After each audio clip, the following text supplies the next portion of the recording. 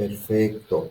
Bueno, entonces vamos a seguir trabajando con los fundamentos biológicos de la psicoterapia somática contemplativa, del Tao Touch, y vamos a entrar a una parte bien importante, bien interesante. Vamos a entrar a todo el tema de los estados emocionales del sistema nervioso. Esto que vamos a ver ahorita tiene aplicaciones prácticas. Vamos a ir viendo cómo es importante el autoconocimiento de nuestro sistema nervioso y cuáles son los beneficios que vamos a obtener de este conocimiento de nuestro sistema nervioso, ¿no? Entonces, vamos a ver esta parte que es el sistema nervioso central y el nervio vago. Ya habíamos comentado que el nervio vago va a ser, digamos, una parte fundamental en la conexión del cerebro y del cuerpo, y que todo el tema, toda la práctica, el arte, la artesanía del Tao Touch tiene que ver con activar el nervio vago. Pues vamos a especializarnos en esta parte del sistema nervioso para entender qué es el nervio vago, dónde se encuentra el nervio vago, cómo funciona el nervio vago, cómo se bloquea el nervio vago, qué implicaciones tiene que el nervio vago se bloquee. Vamos a ir viendo cómo se encuentra el bloqueo del nervio vago implicado en muchas enfermedades, tanto físicas como mentales, incluyendo el dolor, el cansancio y los estados de ánimo. Y vamos a partir de ese conocimiento del nervio vago, vamos a ir viendo cómo el Tao Touch es una herramienta muy poderosa para activar el nervio vago y para liberar, ya les había dicho, este neurotransmisor que se llama acetilcolina. La importancia de la acetilcolina en los procesos de autorregulación emocional y los procesos de desinflamación a nivel inmunológico. Entonces, a partir del conocimiento del sistema nervioso, vamos a entender qué es lo que estamos haciendo, por qué lo estamos haciendo así y para qué lo estamos haciendo así. Y esto es importante para que cuando tú atiendas a una consultante, tú también le puedas explicar de forma sencilla qué es lo que vas a trabajar. ¿Ok? Y también para ti va a ser muy importante porque vas a entender, digamos, las bases biológicas de lo que estás trabajando. Ya no solamente va a ser la sola intuición, sino también va a haber un conocimiento y también va a haber una sabiduría a partir de la experiencia. Entonces, esta parte para mí es bien importante. Espero que no sea tan tedioso. Un concepto fundamental que vamos a estar trabajando aquí es el punto de ajuste.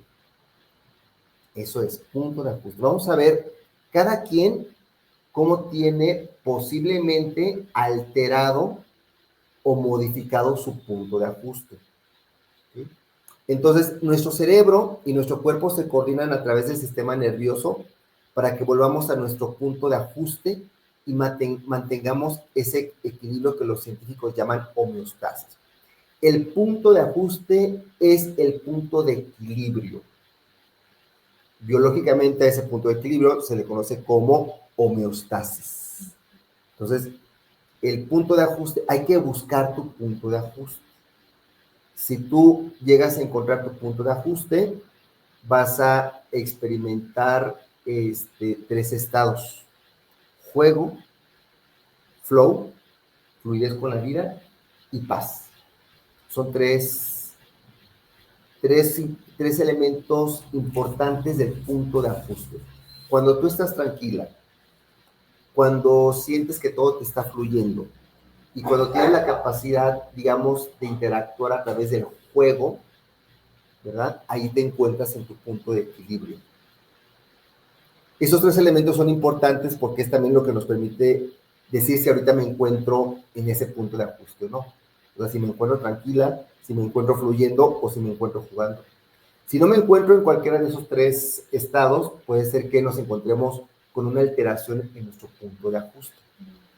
Vamos a ver qué altera el punto de ajuste. Entonces, si permanecemos en un estado caliente o frío, que van a ser los dos estados emocionales de nuestro sistema nervioso alterado o desregulado, ¿verdad? El tiempo suficiente, o sea, si permanecemos en esos estados calientes o fríos, el tiempo suficiente para que nuestro cerebro lo perciba como una nueva realidad, el punto de ajuste se recalibrará para satisfacer lo que considera nuestras verdaderas necesidades. Por eso vamos a encontrarnos con personas que están en un estado caliente del sistema nervioso y su punto de ajuste se encuentra alterado. Esto es, la persona siente que está tranquila, pero realmente está nerviosa y estresada. Pero dentro de su propio termostato está tranquila. Sí, porque es como la adicción al cortisol o así, ¿no? Me imagino que eso tiene que ver. Ajá. Cuando ya eres adicto, pues necesitas eso para tener el punto de ajuste. Exactamente. Okay. Sí. Entonces, cuando nos acostumbramos a estar en algunos de estos dos extremos, de lo frío o lo caliente, nuestro punto de ajuste se recalibra. Ahí encontramos el primer problema, ¿no?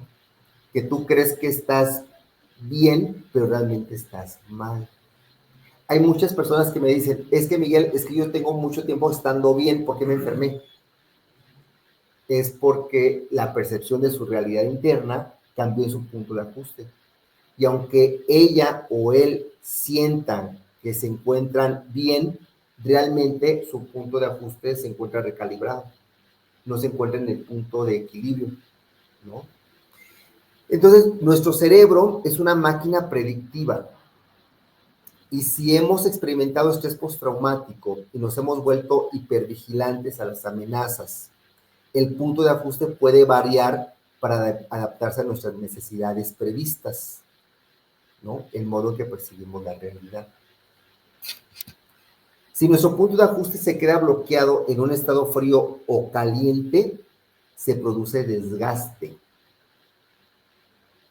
Ojo, si nuestro punto de equilibrio, si nuestro punto de ajuste se queda bloqueado en frío o caliente, se genera desgaste. Este desgaste se le conoce como desgaste alostático. Grábense esa palabra, alostasis, porque el desgaste alostático es el ingrediente activo de las enfermedades psicosomáticas y de las enfermedades autoinmunes. Ahorita vamos a ver ese desgaste. Por ejemplo, la anemia puede ser como una enfermedad autoinmune. Por supuesto, ¿no? O sea, vamos a ver una gran constelación de enfermedades que tienen que ver con el desgaste alostático. Y ese desgaste es el que va a generar un proceso inflamatorio en nuestro cuerpo. ¿Okay? Una pregunta. Sí. Comentabas que cuando estamos desequilibrados, hacemos una recalibración. Exacto. Esa recalibración es como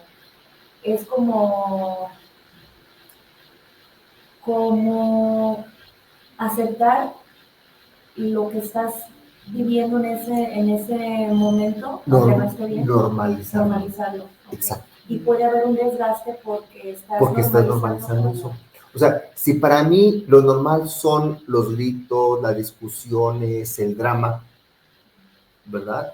Y si no encuentro drama en mi vida, no me siento bien. Entonces, eso es un punto de ajuste recalibrado.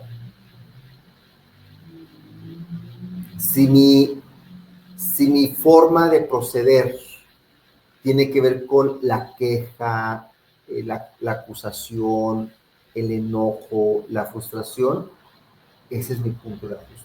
Para mí eso es lo normal. Y si no tengo eso, no me siento bien. Pero el que me sienta bien no significa que esté sano. O sea, tú te puedes encontrar bien en una adicción porque estás dentro de esa adicción, estás atrapado por esa adicción, pero no significa que estés bien. A largo plazo esa adicción te va a afectar. Por ejemplo, hay personas que dicen, me siento mal, necesito mi coca y mi cigarro. Se toman su coca y cigarro y dicen, me sentí bien. Entonces, imagínate que tú diario te encuentres ansiedad, coca y cigarro, ansiedad, coca y cigarro. Y tú dices, claro, la coca y el cigarro son muy buenos porque me bajan mi ansiedad. Entonces, eso, pero la persona dice que se siente bien. Pero a largo plazo, la coca y el cigarro va a tener un desgaste, va a generar una alostasis, porque realmente no se está autorregulando. Está engañando a su cerebro de que se siente bien, pero realmente su organismo no se encuentra en el punto de ajuste homeostático. Entonces, es una parte interesante de cuando tenemos adicciones emocionales o adicciones de cualquier tipo, nuestro punto de ajuste normalmente va a ser el objeto adictivo, porque nos hace sentir bien, pero realmente eso te está enfermando. Entonces, la regulación, cuando nuestros límites naturales, a fin de cumplir expectativas o agradar a otros, el cuerpo nos da señales de aviso para hacernos saber que nos estamos alejando de nuestro punto de ajuste. Por ejemplo, eso es como a nivel interpersonal. Entonces, yo quiero que X o Y persona me acepte, pero en esa búsqueda de aceptación yo tengo que renunciar a mí mismo. Yo tengo que sacrificarme, ¿no? Y en ese sacrificio logro que me acepten, pero me estoy alejando de mi punto de ajuste. Me estoy desequilibrando. Entonces busco la aceptación social, pero pago ¿cómo se dice? Pago un costo muy alto a nivel de mi salud mental y de mi salud física. ¿Por qué? Porque seguramente el adaptarme, el ceder a la otra persona, me está generando mucha frustración, mucha tristeza, no me estoy sintiendo yo, entonces no me encuentro en ese estado homeostático. La regulación, entonces, se convierte en una desregulación. Estos estados emocionales del sistema nervioso, estas alteraciones de nuestro punto de ajuste, se le conoce como desregulación del sistema nervioso. Pues vamos a ir viendo que todo lo que tiene que ver con Tao Touch, ¿verdad? Ya se los adelanto, tiene que ver con la capacidad de autorregularnos, recuperar nuestro punto de ajuste, realizar, digamos, como ese reseteo de nuestro sistema nervioso. El Tao Touch permite resetear tu sistema nervioso. ¿En cuánto tiempo se va a resetear? Pues va a variar del tiempo que tú tengas expuesta a estados de desgaste alostático. Esto es, si yo ya llevo 20 años de desgaste alostático, no voy a esperar que en 1, 2, 3, 4, 5 sesiones se revierta el proceso de esos 20 años. ¿Por qué? Porque ese desgaste alostático es acumulativo y ese desgaste alostático pasa por 6 etapas del proceso inflamatorio. Entonces, revertir cada una de esas etapas, después lo vamos a ver, del proceso inflamatorio lleva su tiempo. Entonces, el Tao Touch no es una terapia milagro, no es una terapia mágica, y no tiene fundamentos en la biología del sistema nervioso, y va a haber una correlación entre el tiempo que tú estuviste expuesta a estados de desregulación con respecto al tiempo que te va a llevar a cabo volver a recuperar la resiliencia de tu sistema nervioso. Esto es recuperar tu capacidad de autorregulación. Entonces, la regulación se convierte en una desregulación que con el tiempo se manifiesta en forma de enfermedades mentales y o físicas que no podemos obviar. Entonces vamos a entrar a este tema del estrés alostático. Un proceso conocido como alostasis nos brinda la capacidad de volver a nuestro punto de referencia cuando la amenaza ha pasado. A ver, la palabra alostasis es muy similar a la palabra homeostasis. Homeostasis. Homeo es igual, ¿no? Entonces nos habla de un equilibrio. Y alostasis, ¿verdad? Es diferente. Supongamos que tú, ¿qué significa ¿Cuál sería la diferencia entre homeostasis y alostasis, ya en términos del sistema nervioso? Por ejemplo, tú tienes calor y empiezas a sudar. El sudor permite que te refresques. Y ese refrescamiento de tu sudor permite que tu temperatura corporal se ajuste. Y eso vendría siendo autorregulación. ¿Okay? Alostasis sería que tú te aventaras, cuando te aventan al agua fría, y dices, está helada, y hasta te duele, ¿no? O sea, el agua fría te llega a doler. Y ya después de estar un tiempo ahí en el agua fría, de repente ya la empiezas a sentir como templadita, como a gusto. Eso es alostasis. O sea, en la alostasis tu cuerpo se adapta a las condiciones del medio ambiente. En la homeostasis el cuerpo regresa a su propio estado de equilibrio. O sea, la alostasis es una adaptación que genera desgaste. Bueno, vamos a ver un poquito más. Entonces, se trata de un proceso de movilización de energía para satisfacer las demandas y luego completar el ciclo de activación del estrés. Esto nos hace más resilientes. A ver, va de nuevo. Se trata de un proceso de movilización de energía para satisfacer una demanda, ¿no? Por ejemplo, quizás una demanda sería X, enviar un trabajo por correo electrónico, un ensayo, ¿verdad?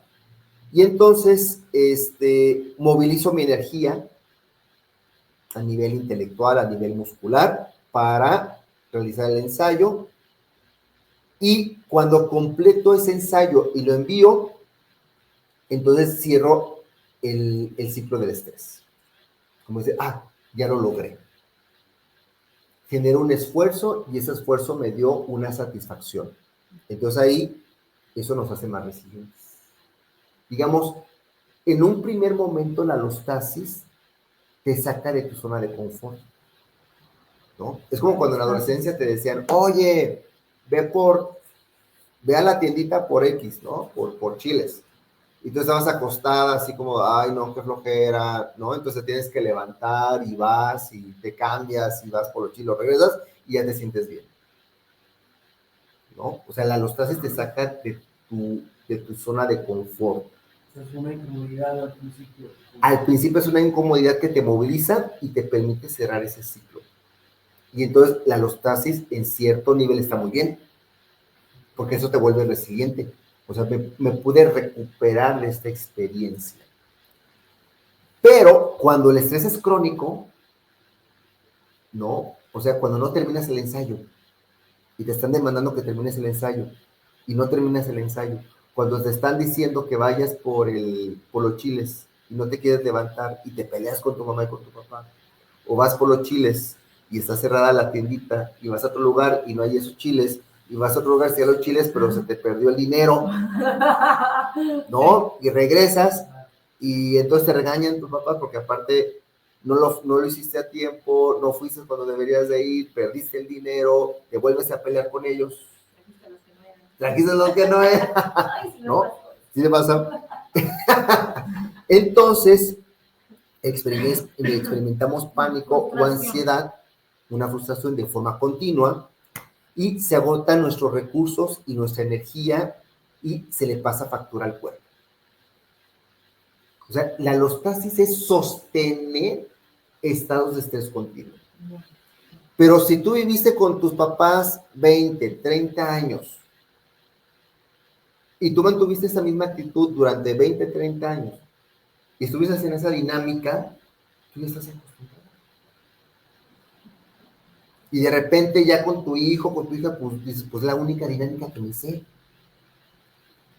Y para salir de ahí, ¿cómo le haces? Y entonces volvemos a repetir porque tenemos una adicción, ¿cómo decías? ¿A qué? Al cortisol. Una adicción al cortisol. Porque eso, la alostasis, genera altos niveles de cortisol, que va a ser la hormona que va a generar los estados de alarma y de activación de nuestro sistema nervioso simpático, ahorita lo vamos a ver. Entonces, sostener el estrés, o sea, tener alostasis está bien, te saca de tu zona de confort y te permite ser resiliente. Mantener alostasis en un estado crónico de estrés te pasa factura, hay desgaste y hay un proceso inflamatorio. Entonces, a ese conjunto de desgaste es lo que le llamamos la carga alostática. Entonces, el desgaste provocado por ese estrés acumulativo se conoce como carga alostática y puede contribuir a males físicos como los desórdenes digestivos, ¿no? La hipertensión, problemas de salud mental, por ejemplo, como la depresión. Entonces, fíjense, este elemento de la carga alostática se va a encontrar en el fondo o en la base de muchos desequilibrios, desórdenes, descompensaciones energéticas, metabólicas, mentales, fisiológicas. Entonces, la consecuencia más grave de la carga alostática es que puede impedirnos volver a nuestro punto de ajuste original. Pues nos mantenemos en esos niveles que vamos a ir viendo ahorita de calor, estado emocional, esos dos estados emocionales de nuestro sistema nervioso, calor y frío. Pero vamos a ver qué significa eso de calor y frío. Vamos a esto, alostasis fría, ¿no? Los periodos prolongados de estrés pueden causar fluctuaciones en los niveles de cortisol, ¿no? Una inundación de cortisol y dar lugar al síndrome de desgaste profesional, por ejemplo. Pues una cantidad insuficiente de cortisol nos lleva a sentirnos deprimidos, desmotivados y cansados. Esto es, no puedes estar constantemente liberando cortisol. O sea, tu cortisol tiene fecha de caducidad. Igual que tu vitamina B, el complejo B. El complejo B, por ejemplo, no lo producimos, lo tenemos que adquirir. Cuando por el estrés se reduce tu nivel de complejo B en tu cuerpo, en tu organismo, pues te lo tienes que inyectar. Entonces, es igual con el cortisol. Hay un desgaste de cortisol. Cuando tú ya no tienes cortisol, en la mañana no te puedes levantar. No te sientes motivada. No sientes interés. Te sientes cansada. Entonces empieza a llevar a cabo algo que se llama desgaste adrenal, ¿no? Tus suprarrenales, que es las que liberan el cortisol, pues ya no liberan cortisol. Entonces empiezas a sentir ese cansancio o ese agotamiento. Simplemente al subir unas escaleras ya te sientes sofocado, por ejemplo, ¿no? Entonces, ¿qué significa eso? Hay personas que mantienen una curva de cortisol, pero esa curva, todo lo que sube, tiene que bajar. Entonces, en ese bajón de cortisol, pues el cortisol en exceso es malo, pero cuando no tenemos cortisol, también es malo. Entonces, por ejemplo, la depresión viene después de la ansiedad. Estamos, vamos a decirlo así, en un estado vagal. Cuando estás dormido, estás en estado vagal, te despiertas y empezamos con el estrés, el buen estrés. Te levantas, te metes a bañar, haces yoga, haces meditación, desayunas, sales a correr, a caminar, vas a trabajar, logras tus propósitos, ¿verdad? Y regresas a tu estado vagal. Pero ¿qué pasa cuando estás en estado vagal, entras en estrés, te motivas, sales y no logras tu propósito?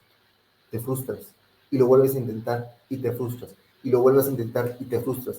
Entonces ahí pasamos del euestrés, que es el buen estrés, al distrés, que es el mal estrés. Es un estado de insatisfacción.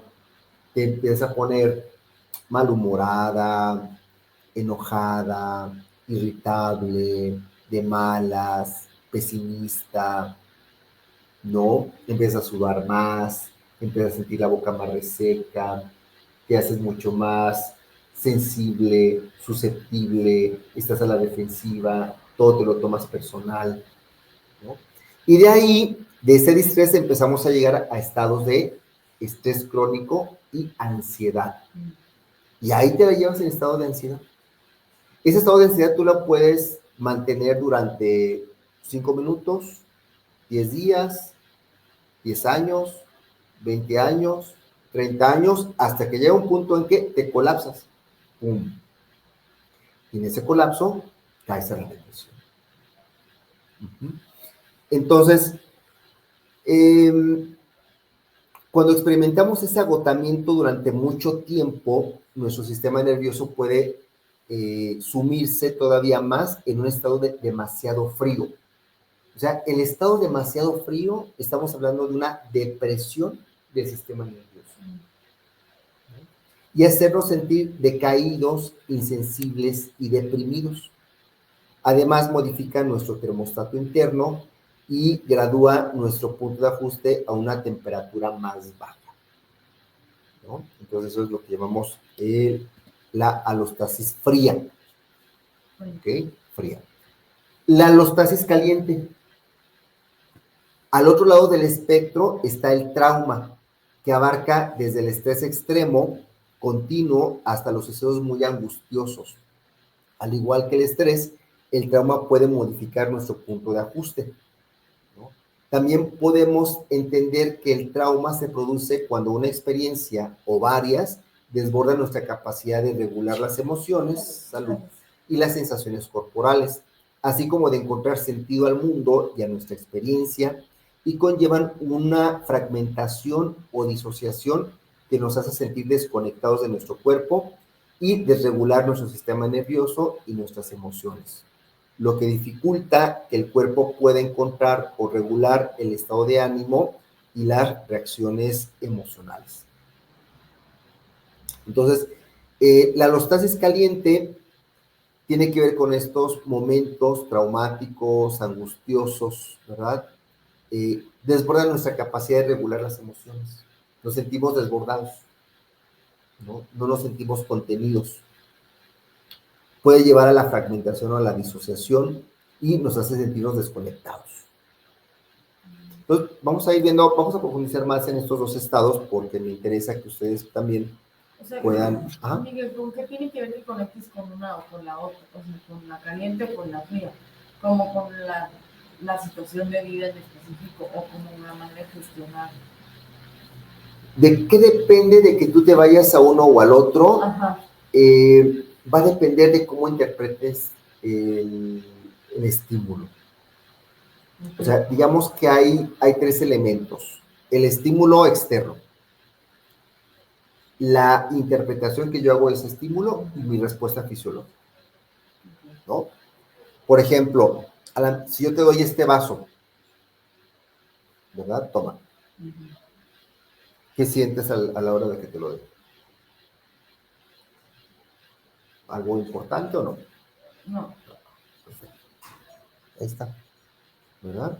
Entonces aquí está el estímulo, ella tuvo una interpretación y tuvo una respuesta fisiológica que es X. ¿Qué tal si yo te dijera que con este vaso, pues tiene... ¿Cómo que? Jason Momoa tomó este vaso, ¿no? Claro. Entonces tú lo interpretas y entonces tu interpretación va a generar una respuesta fisiológica.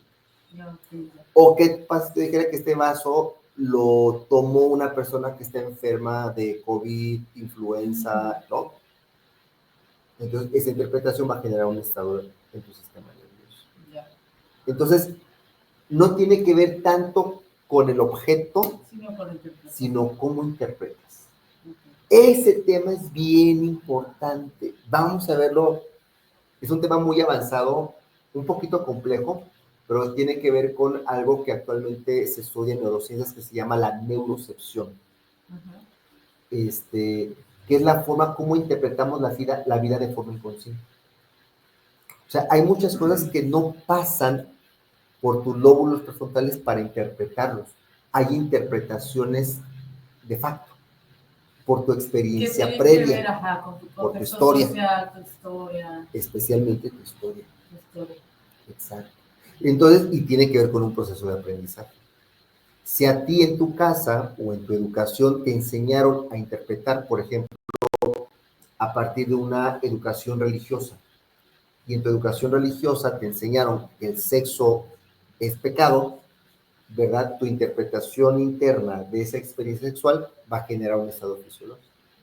Pero si en tu educación te enseñaron que la sexualidad es positiva y que forma parte del ser humano y que tienes derecho a ejercerla, tu interpretación y la activación fisiológica que vas a tener va a ser quizás placentera y agradable.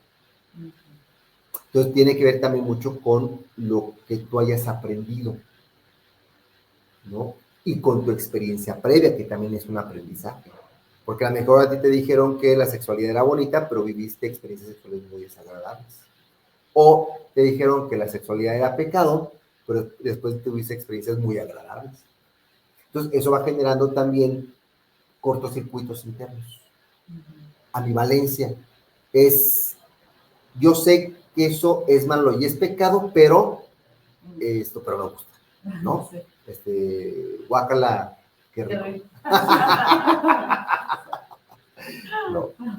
Entonces, la desregulación se puede extender más allá del sistema nervioso a los múltiples sistemas con los que se comunica estrechamente, como el sistema inmunitario. O sea, si yo interpreto, si mi sistema nervioso, vamos a decirlo así, no tú, no tu yo, no tu ego, si tu sistema nervioso interpreta que eso es amenazante, se va a activar, ahorita lo vamos a ver, tu sistema neuroinmunológico, ¿no? Tu sistema neuroendocrino, neuromuscular, neurocardiovascular, neurodigestivo. Vamos a ir viendo cómo el sistema nervioso se conecta con los múltiples sistemas. Entonces, ahí se da lo que se conoce como la desregulación neuroinmunológica. Fíjense este dato bien interesante.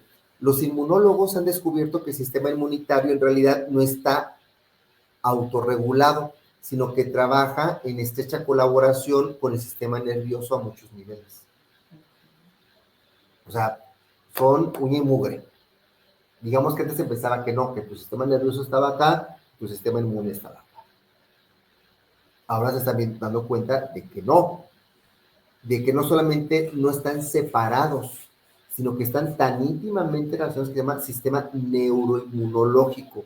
Entonces, el sistema neuroinmune influye en cómo nos recuperamos de las heridas físicas. O sea, si alguien te corta, o sea, tiene que ver con tu sistema neuroinmune que tú te recuperes. Fíjense, esto tiene mucho sentido cuando a una persona que la han operado le piden que guarde reposo, que no tenga, antes les decía a las personas, que no tengan sustos o emociones muy intensas, porque esas emociones intensas al liberar cortisol genera un problema a nivel neuroinmunológico. Entonces, la desregulación aumenta cuando nos sentimos impotentes. Por ese motivo, la autonomía y el control son unos antídotos tan eficaces. La importante sensación de autonomía y control surge al aprender a interpretar, fíjense, aprender a interpretar la configuración de nuestro termostato interno con mayor precisión. Esta frase es importante porque tiene que ver con la práctica interoceptiva que hemos estado realizando. Pues vamos a ver por qué hacemos lo que hacemos. Esa parte de los toquecitos en nuestro cuerpo tiene que ver con eso que estamos viendo. Entonces, y al confiar en nuestra capacidad de reconocer cuando cambia el entorno interior a fin de poder utilizar los instrumentos adecuados para mantener el equilibrio. Cuando no nos sentimos seguros, se activan los sistemas de defensa que alteran estos procesos.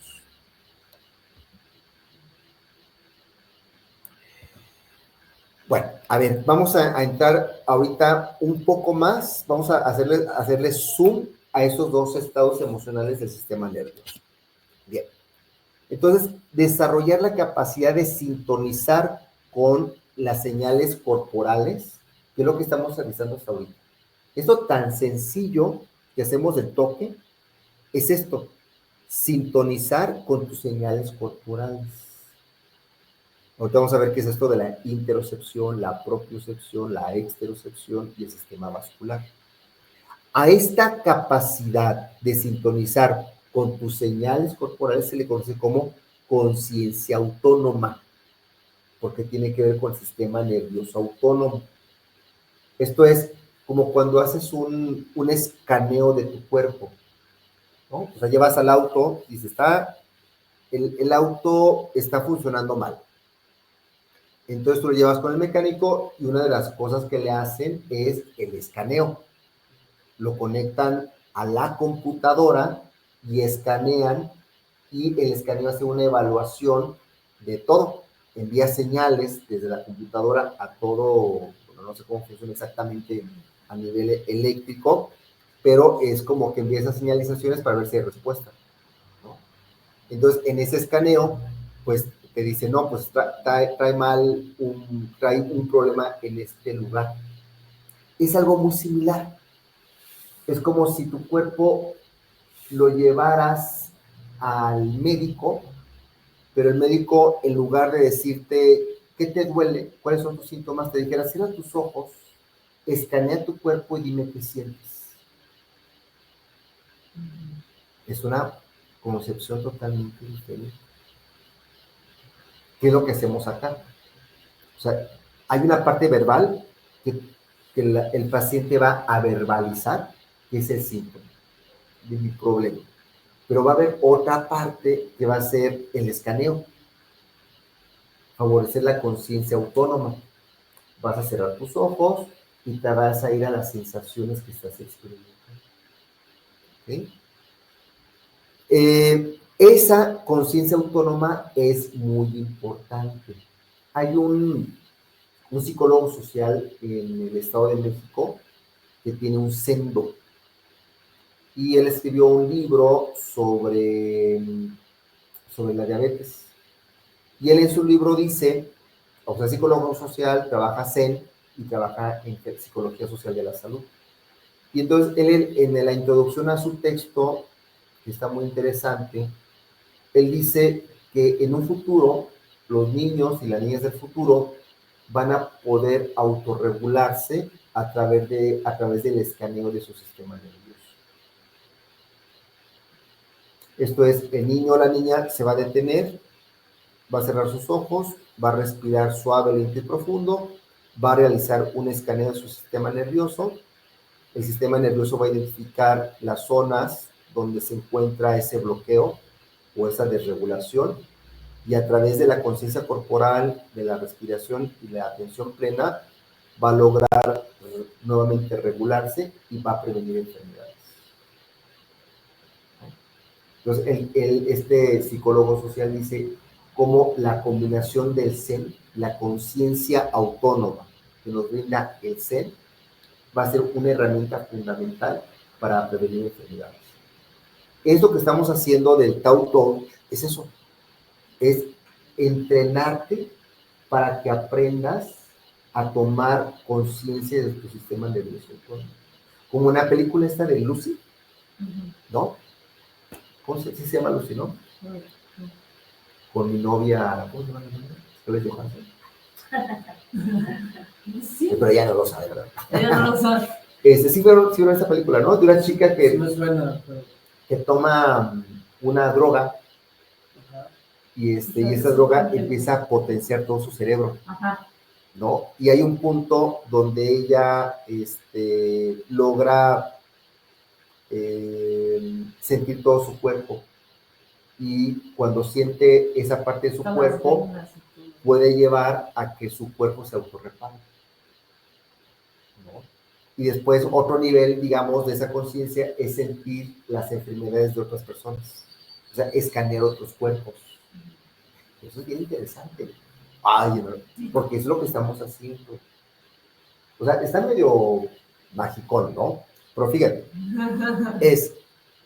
tú misma puedes te puedes autoescanear, decir, ok, aquí respiro, siento, y vamos a ver la importancia de la respiración para la autorreparación. Tendrías que sentir si está bloqueado o algo.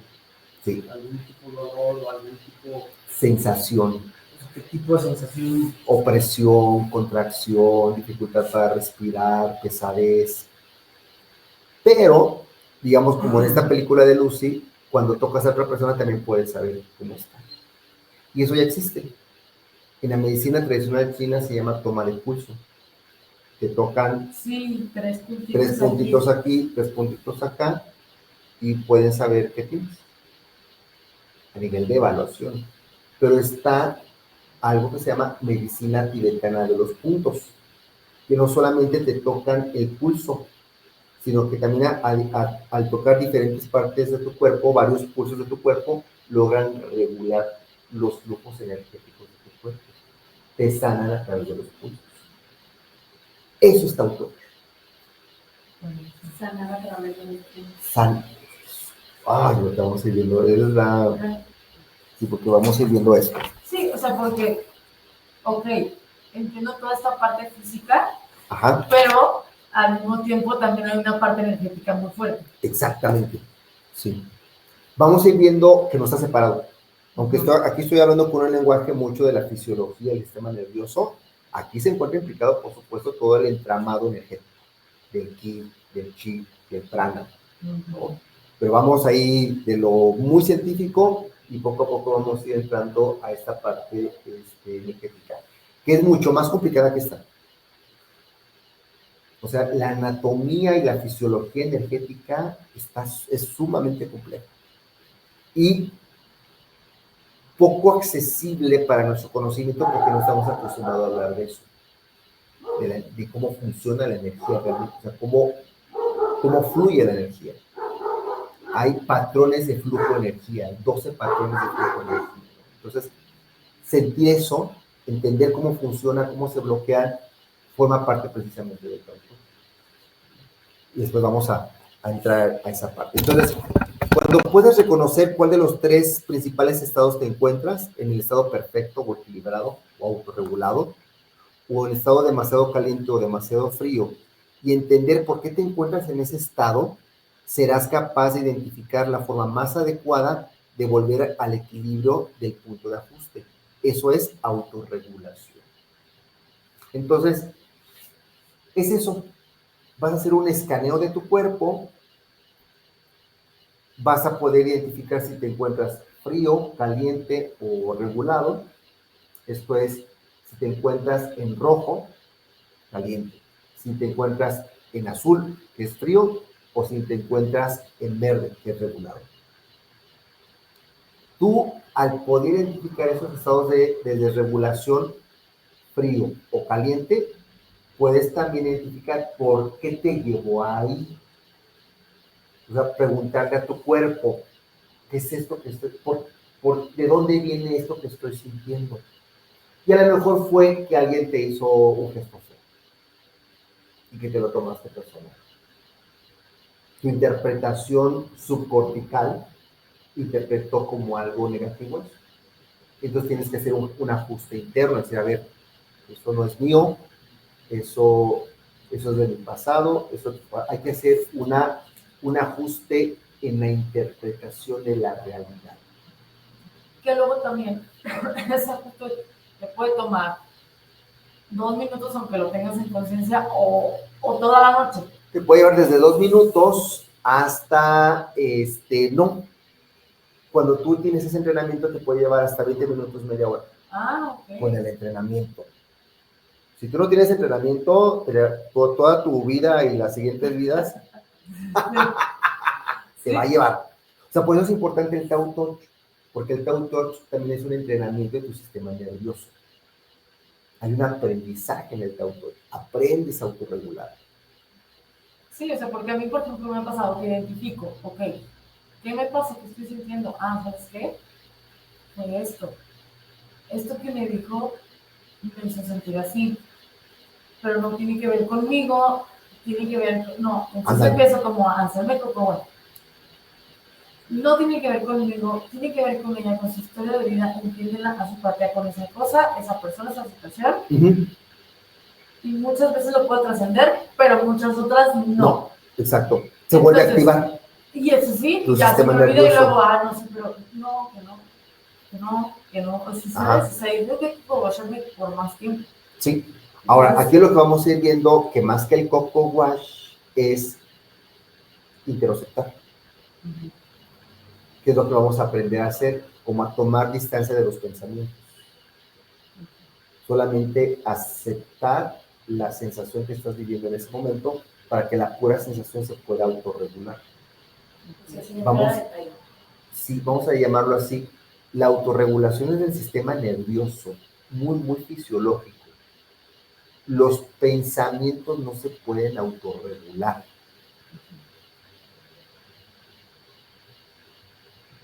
Por eso los pensamientos los vamos a dejar a un lado. Es más, los pensamientos van a depender del estado de tu sistema nervioso. Entonces, vamos a ir dando cuenta que no nos importa tanto los pensamientos como regular tu sistema nervioso. Si tu sistema nervioso se regula, vas a tener pensamientos regulados.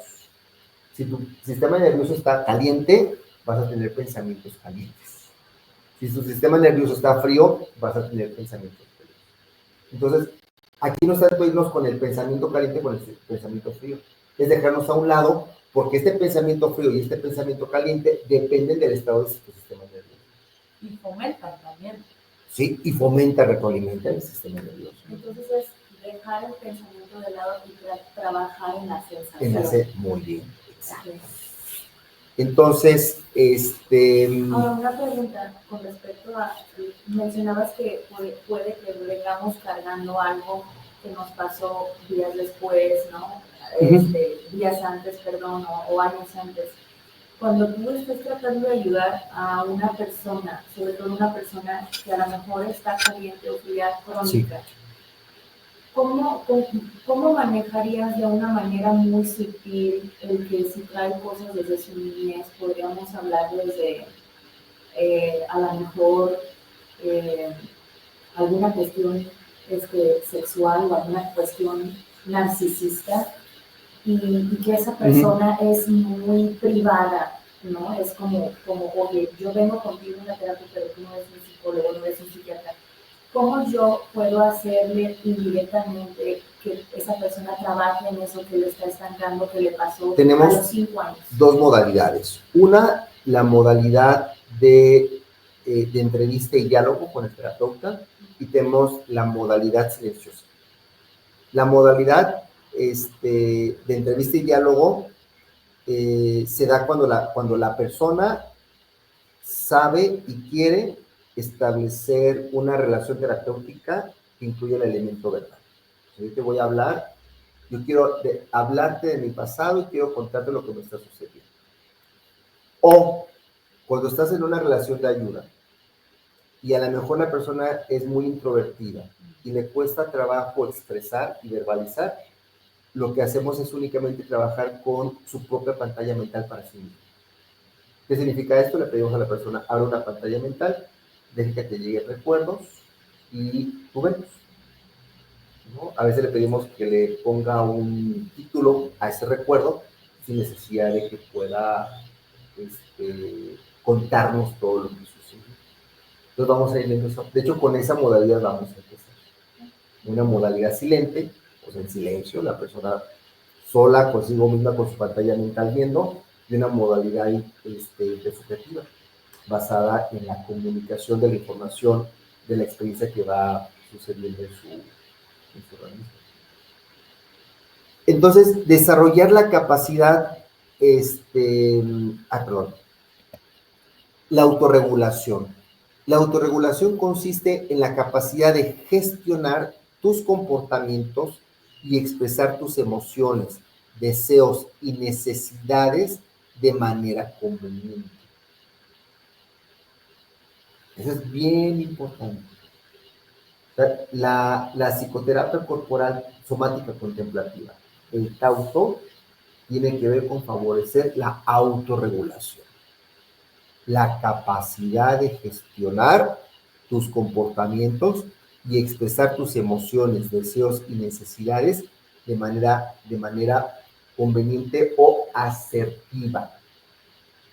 Se ha descubierto que existe una relación entre la autorregulación y el bienestar psicológico. Esto es, a mayor autorregulación, mayor bienestar psicológico. A menor autorregulación, esto es, a mayor desregulación de tu sistema nervioso, mayor malestar psicológico. Incluidos aspectos del desarrollo personal, el propósito de vida y la aceptación de uno mismo. La necesidad de mantener la homeostasis o el equilibrio corporal puede activarla, o sea, la autorregulación. Aunque normalmente la autorregulación se desarrolla en la infancia, es algo que aprendemos a partir de lo que se llama corregulación. Papá y mamá tienen que ser correguladores de tu sistema nervioso. Por eso, nuestro sistema nervioso, como está ahorita, depende de cómo estuvo en tu infancia. Depende de la forma en cómo maternaste, paternaste, criaste, educaste emocionalmente a tus hijos. Porque de eso va a depender su estado emocional de su sistema nervioso. Si tú te desregulas, también desregulas a tus hijos. O muchas veces los hijos que tienen más salud mental que tú, te pueden regular a ti. Pero entonces los hijos sienten una sensación de que tu mamá o tu papá no tienen la capacidad de autorregularse ni de regularte a ti. Es una sensación como de no se está ejerciendo el maternaje y el paternaje, sino a veces los hijos se tienen que volver los reguladores de los padres. Y a eso le llamamos parentalización. Ahí nos encontramos con un gran problema, porque entonces el niño o la niña se sienten responsables de la gestión emocional de sus padres. Eso está complicadísimo, al menos, bueno, yo alcancé esa generación donde me tiene respeto, pero no era respeto, era miedo. Era miedo, exacto. ¿Cómo estás bien? O sea, yo siempre tenía, ¿cómo estás bien? ¿Cómo te fue bien? Sí. ¿Cómo estuvo tu tarea? Bien, todo tenía que ser bien, porque si no, y no solo me iba mal en lo que ya me había ido mal, sino que me iba a ir mal con eso. Exacto. Ya. Entonces, aunque normalmente la autorregulación se desarrolla en la infancia, aquí viene un concepto importante. La neuroplasticidad del cerebro y el sistema nervioso permite que se enseñe y se aprenda a lo largo de la vida. O sea, si esta autorregulación no la aprendiste en tu infancia porque no tuviste a un otro que te corregulara, pues al contrario, o los otros estaban desregulados y tú también, o tú tenías todavía que regular a tus padres, cuando creces, cuando eres adolescente, joven, adulto, viejo, pues tenemos algo que es la neuroplasticidad. La neuroplasticidad es la capacidad que tiene nuestro cerebro para aprender, para reestructurarse en el sistema nervioso, para reestructurarse a nivel de la estructura interna de las conexiones sinápticas de las neuronas en tu cerebro. Entonces, es una buena noticia. ¿no? Es una buena noticia. Es una buena noticia y pues si es más difícil, pues sí, porque vas en contra, hay que trabajar, digamos, en contra de tus patrones, de tus adicciones y generar nuevos patrones de conexiones neuronales. Pero sí se puede hacer. Por eso a esto le llamamos entrenamiento.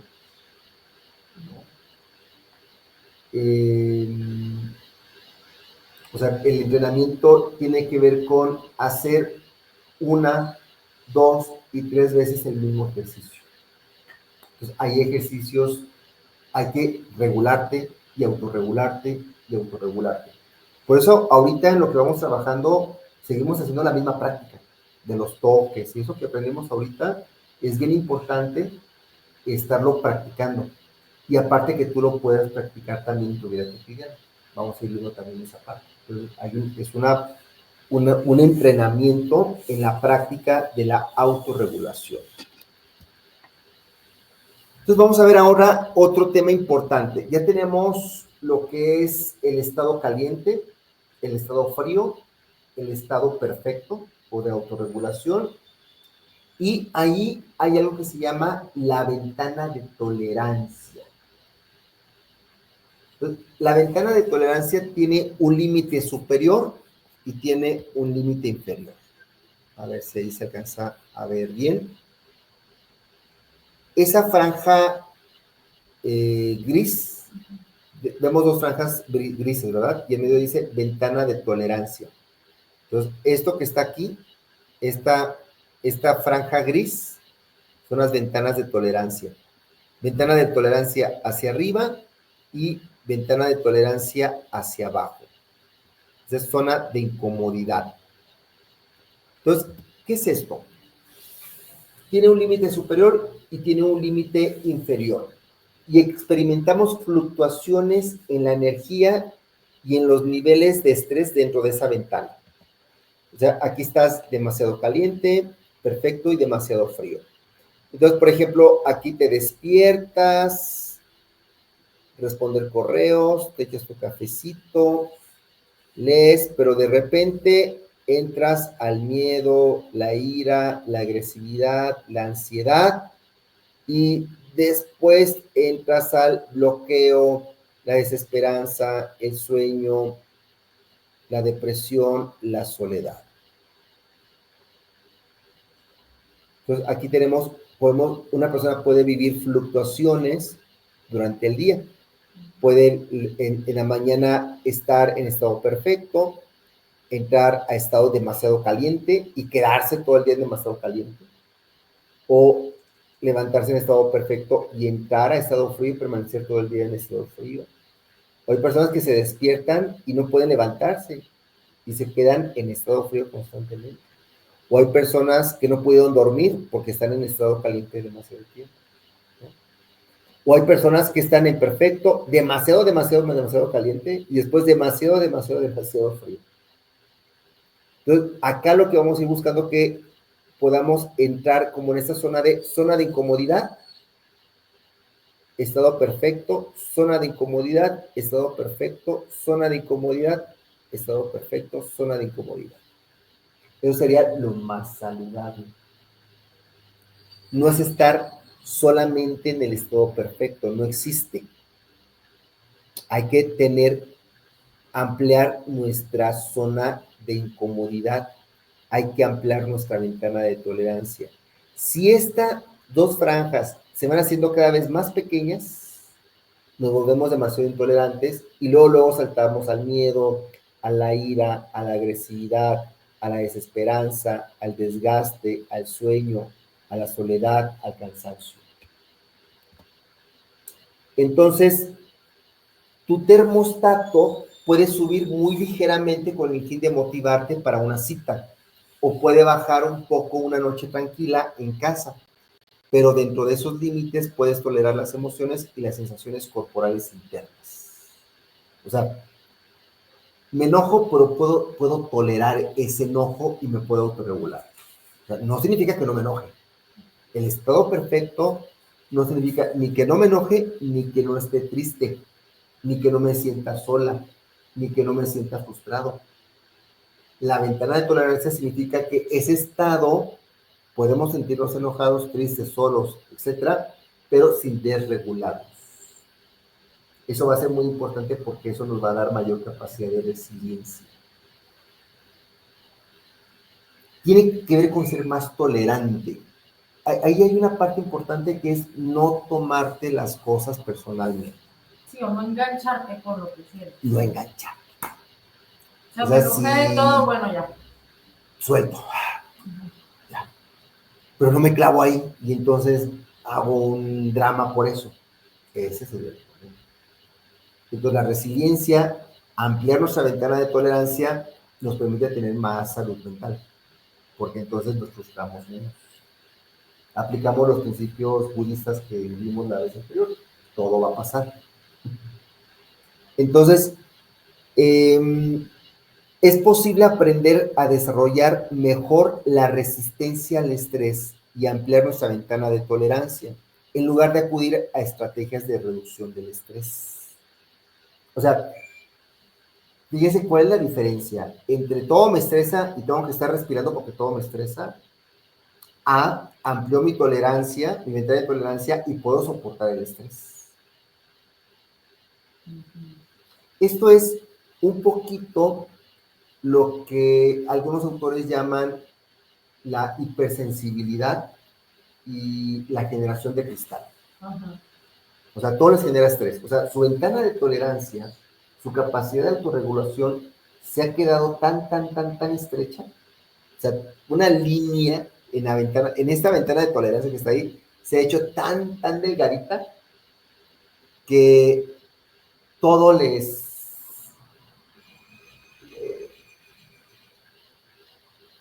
o sea, puede llegar a ser sumamente... a mí no me ha tocado conocer a una persona así, pero lo he visto mucho en memes y en videos y cosas por el estilo, ¿no? Sí. Que dicen, oye, ¿cómo estás? ¿No? Ah, porque supones mi estado emocional. ¿No? O, no sé, cosas que para una persona puede ser un elemento de comunicación hasta de cordialidad, y la otra persona se puede sentir ofendida. O sea, me ofendes que supongas mi género, mi estado de ánimo, o que tu actitud, me siento ofendido por tu actitud desconsiderada en contra de mi estado emocional. Entonces, la ventana de tolerancia es tan delgada que inmediatamente se desregulan. Y en esa desregulación se van a la ira combativa en contra de un sistema que los oprime y que no los entiende, y después se van al victimismo donde todo el mundo está en contra de mí. Y a lo mejor la adolescencia, si tienes un adolescente, ¿no? Pueden estar en esa línea. Se pueden volver sumamente, o sea, empiezan a tener actitudes así de tanta susceptibilidad, de tanta hipersensibilidad, que cualquier cosita los desregula. Y puede tener que ver también con estados hormonales. Ojo con eso, ¿no? Aunque sea, pues sí, claro. Un adolescente al cumplir los 13, 14 años se cuatriplica en menos de 3 o 4 meses sus niveles de testosterona. Y son temas que casi nadie toca, ¿verdad? Se dirigen más a la mujer. Ah, es que ya estoy dando, pero el hombre como que... No, casi no, sí. Los hombres tenemos nuestros ciclos circadianos de 24 horas. Tenemos cambios hormonales mucho más rápidos, pero se ven menos. En las mujeres se nota más porque son de 28 días y tienen etapas mucho más grandes. Pero eso que viven las mujeres en 28 días, nosotros lo vimos en 24 horas. Pero son menos intensos. Pero sí son cambios. O sea, hay hombres que no me aguanto ni yo mismo, ¿no? Entonces, que tienen un cambio hormonal. Entonces, ahí hay una serie de cambios hormonales que también tienen que ver con eso, pero también tiene que ver con una cultura que está fomentando estos estados emocionales. O sea, una cultura que en pos de la tolerancia se vuelve intolerante, ¿no? Ajá. Entonces, en lugar de acudir a estrategias de reducción del estrés, hay que elevar o ampliar nuestra ventana de tolerancia. Eso es lo que se busca también con el doctor. Que seas más tolerante, que no te tomes las cosas personales. Todo va a pasar, ¿no? Que lo que hacen es reducir la ventana de tolerancia y disminuir nuestra capacidad de aguante, ¿no? Entonces aquí tenemos esos estados: demasiado caliente, perfecto, demasiado frío. ¿Cómo es un estado perfecto? A nivel del cuerpo, los latidos del corazón y la respiración son regulares debido a la regulación cardiovascular del nervio vago. Los músculos están relajados, los sistemas funcionan óptimamente. A nivel de pensamiento estoy conectado con mi cuerpo, estoy conectado con mi entorno, me siento conectado con otras personas. Es difícil, pero puedo hacerlo y estoy bien. ¿Cómo se ve una persona en estado perfecto? Postura y movimientos abiertos y relajados, buenos niveles de contacto visual, sonrisas u otros indicadores sociales positivos. La voz, la frecuencia es media, ni demasiado alta ni demasiado baja, ritmo de habla sereno y constante, tono cordial y curioso, y variación controlada del ritmo y el tono. ¿Cómo es un estado demasiado caliente? A nivel del cuerpo hay tensión, a menudo en la mandíbula, los hombros y la columna vertebral, rigidez de los músculos del cuello, sobre todo en la laringe, en las cuerdas vocales, latidos del corazón más rápidos, sensación de nerviosismo e incapacidad de estar quieto, boca seca, opresión en la garganta, respiración entrecortada y más rápida, escalofríos o temblores, subidón de adrenalina, calor o sofoco en el pecho o las extremidades, tensión en las caderas o los brazos y estado de ansiedad, ira o rabia. En los pensamientos va a pasar algo malo, todo se va a venir abajo, no voy a conseguirlo, tengo que ir más rápido. ¿Cómo se ve una persona así? Mandíbula apretada, ojos abiertos y puños apretados, movimientos nerviosos, comportamiento agresivo o evasivo. Y en la voz, el tono más agudo, por ejemplo, como de asustado, tono más grave, como de enfado o combatividad, voz ronca y habla acelerada y verborrea. Y un estado demasiado frío en el cuerpo es falta de seguridad, desesperanza, depresión y agotamiento, emociones entumecidas, desconexión del cuerpo y del entorno, sensación de estar solo o en un cuarto a oscuras, falta de sentimiento de pertenencia, vergüenza. Se percibe, ¿cómo se percibe? Rápida disminución de la frecuencia cardíaca y la frecuencia respiratoria, falta de energía, digestión lenta, manos y pies fríos, insensibilidad y confusión. A nivel de pensamientos, todo es inútil, no hay nada que yo pueda hacer, estoy demasiado cansada para intentarlo, nada de lo que haga será lo bastante bueno, ¿qué tengo yo que ofrecer? ¿Cómo se ve una persona así? Hombros caídos y pecho hundido, falta de contacto visual y falta de interés, cabeza agachada y cara inexpresiva, ojos muy abiertos, estado de inmovilización, mirada esquiva, vergüenza, y en la voz, incapacidad de hablar, voz monótona y tono grave, volumen bajo, habla lenta y balbuceo. Entonces, esos son nuestros 3 estados emocionales de nuestro sistema nervioso. Aquí, en los estados emocionales se puede dar algo que se conoce como disociación, ¿no? En la disociación, la gente suele decir que se siente desconectada o aislada de su cuerpo cuando se queda atrapada en el estado demasiado frío. O sea, el estado demasiado frío también tiene que ver con estados disociativos. No siempre ni necesariamente, pero muchas personas que pueden estar en estado frío también pueden estar en estados disociados por experiencias traumáticas recientes o de la infancia. La insensibilidad provoca esa desconexión, se conoce como disociación o desaparición funcional. Es el equivalente a echar freno de mano en un coche y detenerse por completo. Esto ocurre porque cuando experimentamos algo traumático es menos angustioso para nosotros no sentir ciertas emociones o dolor. Es una defensa contra el dolor. A corto plazo, ese freno de mano nos ayuda a superar las dificultades, pero a largo plazo, la disociación tiene efectos negativos en el cuerpo y en el sistema neurológico. O sea, la disociación solo se puede dar cuando tienes algún trauma o algo, o puede ser también como... Sí, la disociación no es un estado normal, digámoslo así. No es que alguien se disocie porque sí, porque quiera. O sea, la disociación es un producto de una experiencia traumática. En la experiencia traumática, la persona no tuvo la capacidad de huir, de luchar, si se tuvo que quedar paralizada en esa impotencia. Entonces, lo que hizo fue desconectarse de su cuerpo para no sentir el dolor.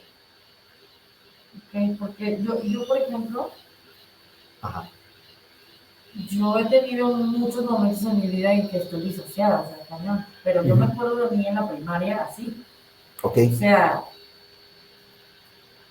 O sea, no escuchas Como un nada, blackout. blackout, o sea, como así, pero, Oída. ajá, Ujú. pero por nada en específico que yo recuerde. Sí. Sí, Por no. ejemplo, síntomas de disociación. Vas a algún lugar y no sabes cómo llegaste ahí. Entras en modo automático. No recuerdas cosas importantes. Sí. Te quedas mirando a un punto fijo. O alguien está hablando y tú estás pensando en otra cosa. Ujú. Ante situaciones de conflicto, evades. Ante situaciones que son dolorosas, prefieres pensar en otra cosa o distraerte. No contactas con esa emoción. Evitas conflictos. No hablas de ciertos temas. Sientes que tu cuerpo está como entumecimiento. Tienes una emocionalidad plana. O sea, no tienes como expresiones emocionales. Hay una sensación de plano. De repente la vida, el tiempo parece que corre muy, muy lento, ¿no? En fin, hay como un listado, hay listas de Sí, no, o me checklists ha pasado de que estados siento que no disociativos. soy yo, o sea, como que no soy yo, como que este no es mi cuerpo, sí, o empiezas a dudar de que si eres tú, Ajá. o si lo que estás viendo es real o no es real, Sí, o si estás en un lugar que existe o no existe. Es una sí, cosa muy rara. sí. Entonces, cuando tú sientes que no eres tú, se llama despersonalización. Ok.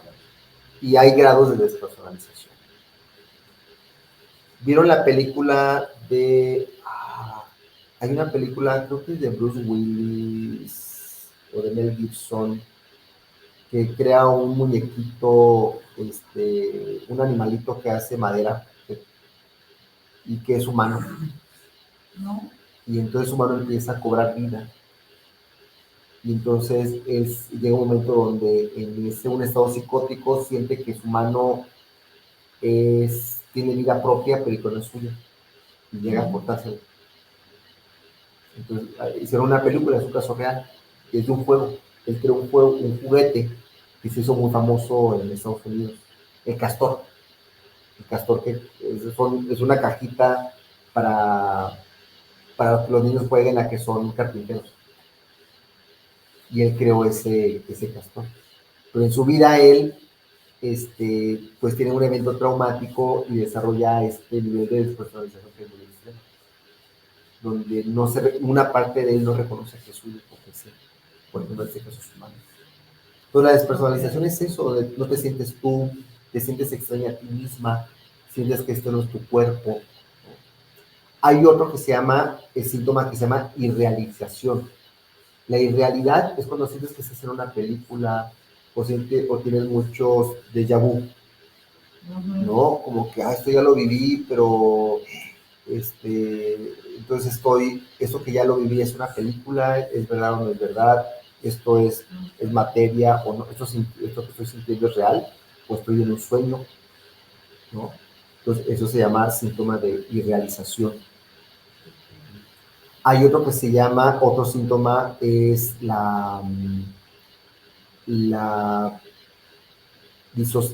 el trastorno disociativo de la personalidad, que es una personalidad fragmentada, que hay varios niveles. Normalmente tenemos varios niveles de compartimentalización de nuestra personalidad. Entonces tenemos subpersonalidades, pero eres consciente de esas subpersonalidades. Pero puede llegar a extremos como los trastornos disociativos de la personalidad. Sí, de que eres una persona y luego otra. Y no te acuerdas de esa otra persona, ¿no? Y tuve una paciente así, una adolescente que llegó y entonces yo la empecé a ver como malita porque tuvo experiencias sexuales traumáticas y entonces al hacer la evaluación yo le preguntaba, oye, ¿te sucede que tus amigas comentan que tú hiciste algo y que tú no recuerdas que lo hiciste? ¿O que es contrario a algo que tú harías? Y dice, sí. Dice, por ejemplo, una vez me dijeron que yo en la clase me empecé a reír del maestro, pero a carcajadas, y que todos voltearon a verme, y que le dije cosas al maestro, pero yo no me acuerdo. Dice, yo nunca viví eso, ¿no? O me dicen que una vez, o ella, por ejemplo, una vez, de repente decía, ah, chinga, ¿dónde estoy? Y que estaba en un lugar donde no sabía cómo llegó ni por qué estaba ahí, ¿no? Cosas de ese tipo. Wow. ¿Y por qué? ¿Qué es lo que te puede llevar a Una experiencia traumática. Pero Y la despersonalización. La despersonalización es una defensa. Me despersonalizo para no sentir el dolor. O sea, ahí hay memorias dolorosas en tu cuerpo y en tu sistema nervioso que no quieres enfrentar porque son sumamente dolorosas y tienes miedo a desbordarte emocionalmente. Entonces lo que haces es despersonalizarte para tomar distancia interna con respecto a tu propio dolor.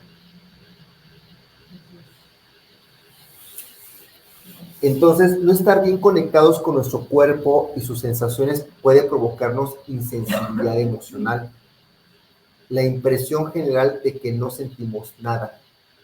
Cuando nuestras redes internas bloquean las sensaciones corporales para protegernos, también puede disminuir la conectividad bidireccional entre el cerebro y el cuerpo. Y con ella, la capacidad de mantener la homeostasis de los sistemas. O sea, la disociación es una forma de desregulación. Es un estado desregulado de nuestro sistema nervioso. Entonces, fíjense, este cuadrito está interesante. Yo creo que ya con eso vamos a ver, terminamos. Estado del sistema nervioso, perfecto. Después vamos a ver esto que es esto de vagal ventral. Sistema demasiado caliente, que ahí se activa el sistema simpático. Y estado demasiado frío, que ahí se activa el vagal dorsal. Sistema cerebro-cuerpo, ¿cómo detecta el peligro? Por ejemplo, en un estado perfecto, es la primera línea de defensa. Buscar dónde está el peligro y personas que puedan ayudar. Hablar, negociar y colaborar con los demás hasta que termina la amenaza. O sea, cuando tú estás regulado en estado perfecto y te sientes amenazado o amenazado, lo que haces es, eso es peligroso, identificas el peligro y buscas recursos y colaboración, ayuda para solucionar ese problema. Y en el sistema cerebro-cuerpo, ¿cómo detecta seguridad? Se siente protegido y sociable. Genera vínculos afectivos y de apego y las emociones resultan manejables. En un estado demasiado caliente, que es nuestra segunda línea de defensa, cuando no podemos hablar, negociar y colaborar, movilizamos energía para luchar o huir. Y ahí, en el estado de seguridad, es movilizar energía para enfrentarse a desafíos y satisfacer demandas, pero no se siente protegido ni sociable. No genera vínculos afectivos y aquí las emociones resultan también poco manejables. Y en estado demasiado frío, que es la tercera línea de defensa, se inmoviliza la energía para paralizarse o bloquearse. En la primera línea de defensa, soluciono, pido ayuda, me vinculo. En la segunda línea de defensa, lucho o huyo. En la tercera línea de defensa, me inmovilizo, me paralizo. Y aquí la forma en cómo experimenta la seguridad es a través del sueño, relajación profunda y funciones de recuperación de órganos y sistemas. Por eso las personas aquí tienden a sentirse muy cansadas, porque su cuerpo necesita recuperar energía. No carga suficiente energía. Recuerda como un celular que no es que no se conecte, no es que no conectes el celular a la luz para que cargue, sino la batería, la pila, ella está tan desgastada a los taxis que ya le cuesta trabajo volver a cargar el O sea que una persona fría puede crear una situación, un entorno que en el momento que estás tratando de hacerle ver, ¿no? Hiciste esto, las cosas. No existe una comunicación Exacto. de allá para acá, así como se quedan, como si estuvieran Y llorando. exactamente, exactamente. Y el caliente es agresivo, o sea, te digo, me dices, me dejas pesar. Exactamente. Y el perfecto, dialogamos y negociamos. Así peleamos. Pero a ver, ¿tú qué dices? ¿Yo qué digo? Hoy está mal, hoy está bien. Bueno, pues llegamos a una solución, a un acuerdo. ¿No? El segunda línea de defensa es yo gano, tú pierdes. O deja que el otro siempre gane, o yo siempre quiero ganar. Y en la tercera línea de defensa es no te escucho, me aíslo, no hablo, me enfrento, no reconozco, no resuelvo. Es la política del avestruz. Meto la cabeza en la tierra como si no existieran los conflictos. No tolerancia. Es decir, en ello estaba pensando cuando estaba viendo eso. Híjole, ¿y qué pasa, por ejemplo, cuando tienes una persona que puede entrar en frío Ajá. y después de 2 horas en caliente? Por ejemplo, Sí. quieres llegar a una cosa diciendo, oye, es que hiciste esto mal, me hiciste sentir y es una persona así, y hasta se va y te deja hablar, ¿no? Y le dices, Claro. sí, vete, pero pasan 2 horas, tú ya estás en otro lado, ya cerraste, y Y te dice, lo quiero trae. revancha. Sí, Pero tú, ándale. y le dices, oye, pero Sí. es que ya pasó esto. Sí, como tú bien lo que vas a decir, pasa de un estado demasiado frío a un estado demasiado caliente. También hay desregulación del sistema nervioso. Tanto quedarte en caliente como quedarte en frío o como pasar lento o rápido de frío a caliente son estados desregulados. Oye, Miguel, una pregunta. ¿Tú sabes si los animales viven este tema del sistema nervioso de la misma manera? O sea, cuando... No, salvo los animales en cautiverio. O sea, animales en zoológicos, animales domesticados, sometidos a maltrato, sí lo viven. Okay. Pero es por un medio ambiente que no es el de ellos. Por ejemplo, un elefante, una jirafa, una cebra en un zoológico, pues va a vivir esto. Pero tú te vas con un elefante, una cebra o una gacela en la sabana africana, no va a tener esto. Se va a tender a una autorregulación.